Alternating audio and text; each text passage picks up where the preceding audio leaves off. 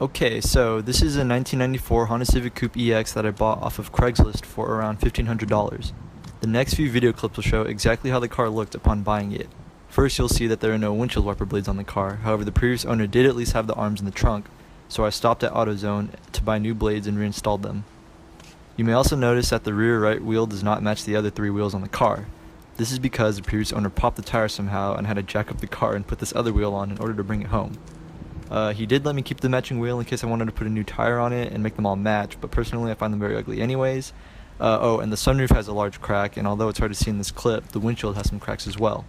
There is also a piece of trim missing from the driver's side door next to the window, and here you can see an ugly sticker on the gas cap cover, followed by some missing speaker covers and more ugly stickers on the back window.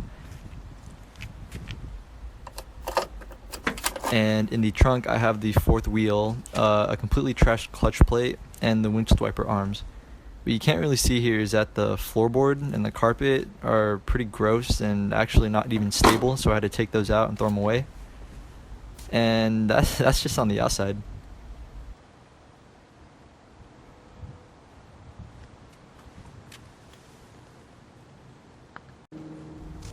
You'll see here in a second that on the dash, this chassis has 261,000 miles, but the previous owner claims that the engine was swapped to a single overhead cam ZC engine with 60,000 miles on it. Coming home, the car ran fine, so I don't have a problem with the mileage, but moving on, you'll see that there is another stupid sticker, some stuff hanging from the rearview mirror, a broken latch for the glove compartment, no sound system or radio, and this really funky Budweiser cap that this guy used as a shift knob. To be honest, I thought it was really funny, but it definitely had to go. 3 pedals down below, one of which does not match the others, but that's not a big deal. And I'm pretty sure these seats are out of an Integra, but I do not care enough to make sure. So clearly there are a lot of reasons why I should not have bought this car, but here are some more that I haven't mentioned that are pretty important. The AC in this car does not blow cold, and I'm in the middle of a hot California summer. Also, the car is stupid low, so I need a new suspension, and I didn't really notice until later on, but the wheels are actually cambered quite a bit, which means I need to get it realigned at a shop in the near future.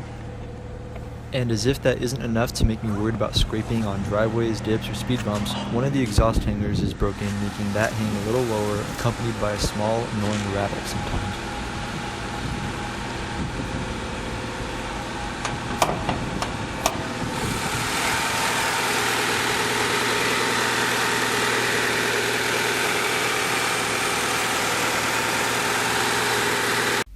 And that concludes everything wrong with the car, at least to my knowledge.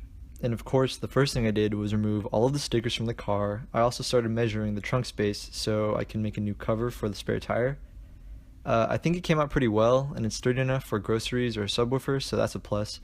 And I still have that fourth wheel in the trunk, and didn't want to ruin my newly carpeted piece, so it's sitting higher here. But I promise the carpet does match and fit very well, so it looks decent. Also, my dad found his clear corners from his old 1995 Civic, so I took those and replaced the ugly ones that were on the car already. I'm not too sure if these are going to stay on the car for very long, but they are an improvement in my opinion, so they're going to stay for now.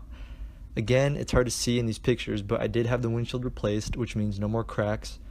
I got a new latch for the glove compartment, a less threatening shift knob, and a Kenwood sound system. I still have a lot to do before this becomes a daily, but I just thought I'd share this for now. Thanks, guys.